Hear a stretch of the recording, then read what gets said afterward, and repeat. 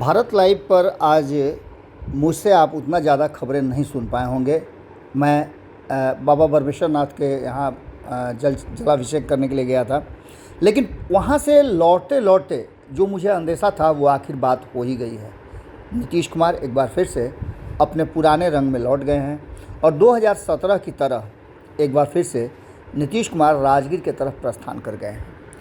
अब इस कड़ी को आप कैसे समझते हैं? उनके राजगीर जाने का कारण दूसरा भी हो सकता है, लेकिन हम बार बार आपसे आग्रह करते हैं, बार बार आपको बताने का प्रयास करते हैं कि राजनीति में संदेश, संभावनाएं, ये सारी चीज़ें कहीं ना कहीं राजनीति को प्रेरित करती हैं, प्रभावित करती हैं और उसके परिणाम भी आते हैं। 2017 में भी जब नीतीश कुमार राजगीर गए थे तो वहाँ से लौटने के बाद सीधे उन्होंने इस्तीफ़ा दिया था और इस्तीफ़ा देने के बाद सरकार बदल गई थी। एक बार फिर से ऐसा लग रहा है कि नीतीश 2017 की तरह बवाल बढ़ता हुआ देखकर राजगीर चले गए हैं और राजगीर में अज्ञातवास में वो रहेंगे। तेजस्वी पर बाहर होने का खतरा जहां मंडरा रहा है तो वहीं सरकार भी मुश्किल में है। अब इसकी 2-3 कड़ियाँ आप समझिए। हम लगातार पिछले 2-3 दिनों से खबर कर रहे हैं। उस खबर में हमने आपको बताया कि क्या होने वाला है, क्या होने जा रहा है और किस तरह की बिहार में राजनीतिक परिस्थितियां बनी हैं। पहली परिस्थिति आप यहां से शुरू कीजिए कि सुनील सिंह मीडिया के सामने ये बात कहते हैं कि नीतीश कुमार के राजनीतिक प्रकृति इस तरह की रही है कि वो अपने अधिकारियों के द्वारा जांच करवाते हैं, जांच पड़ताल कराते हैं, निगरानी रखते हैं। ये उनके कहने का मतलब इसलिए था कि बिस्कोमान के एक मामले को लेकर के उन्होंने कहा कि बिस्कोमान में भी उन्होंने सीके अनिल को भेजा था। इसके साथ साथ ये मामला चंद्रशेखर से जुड़ा हुआ था। उन्होंने चंद्रशेखर को इस्तीफे तक की बात कह दी और ये बात रास नहीं आई अशोक चौधरी को। अशोक चौधरी एक बार फिर से एक्शन में आ गए हैं और आपने देखा होगा कि कल ही आगे ललन सिंह, उनके पीछे अशोक चौधरी और संजय झा निकल रहे थे।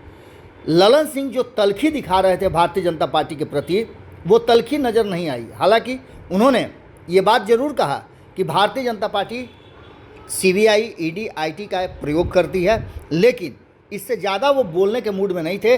जो पिछले एक सप्ताह वो लगातार मीडिया को बुला बुला करके और भारतीय जनता पार्टी को पानी पी करके कोसते थे। इन परिस्थितियों को बदलते हुए देख करके आप समझ सकते हैं कि जहां एक तरफ सुनील सिंह और अशोक चौधरी के बीच में तलवारें खिंच गई हैं, दोनों एक दूसरे पर जम करके बरस रहे हैं, तो वहीं आपको बता दें कि दूसरी सबसे महत्वपूर्ण बात ये हुई है कि नीतीश कुमार एक बार फिर से चुप्पी साध चुके हैं। हमने आपको एक दिन पहले कल ही खबर दिखाई थी कि पीर अली के जयंती के अवसर पर, शहीद पीर अली के जयंती के अवसर पर नीतीश कुमार से मीडिया खोदती रही, पूछती रही, उनसे जानना चाहती थी कि उनका स्टैंड क्या है, वो किस दिशा में जा रहे हैं, क्या होगा, लेकिन किसी भी बात का जवाब उन्होंने नहीं दिया। कार्यक्रम स्थल से सीधे वो बिना मीडिया से बात किए हुए चल दिए, जो कि पिछले 2 सालों में तो नीतीश कुमार के साथ ऐसा नहीं हुआ है। नीतीश कुमार मीडिया फ्रेंडली हो गए थे और मीडिया के हर सवाल का जवाब वो दिया करते थे। अब इन सारी बातों को लेकर के एक तरफ जहां ये बातें साफ नज़र आ रही हैं कि नीतीश कुमार 2017 वाले मोड में कहीं नहीं चले गए हों, ये बातें अब सबको डरा रही हैं। तो वहीं आपको बता दें कि लालू प्रसाद का पटना से दिल्ली प्रस्थान कर जाना और दिल्ली में रहते हुए तेजस्वी यादव का विदेश में रहना, इसका सीधा मतलब है कि बिहार में जो राजनीतिक उथल पुथल हो रही है और नीतीश कुमार जो इस बात को लेकर के हमेशा अपनी साख बचाने के मूड में रहते हैं कि वो क्राइम, करप्शन और कम्युनिज्म से कोई समझौता नहीं करते हैं।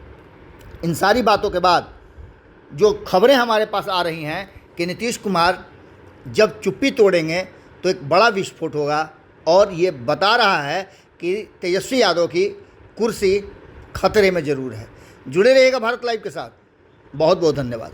अगर ये वीडियो पसंद आई और वह बिहार के राजनीति और बिहारियत से सरोकार रखेनी तो सब्सक्राइब बटन दबा के चैनल के सब्सक्राइब कर ली। ओजे एगो घंटी बा, ओकरा बटन दबा देला से कुल सटीक और मारक खबर रुआ मुफ्त में मिल जाई।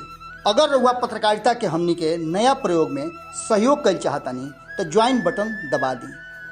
पेटीएम नंबर नोट कर ली 9386816700। धन्यवाद।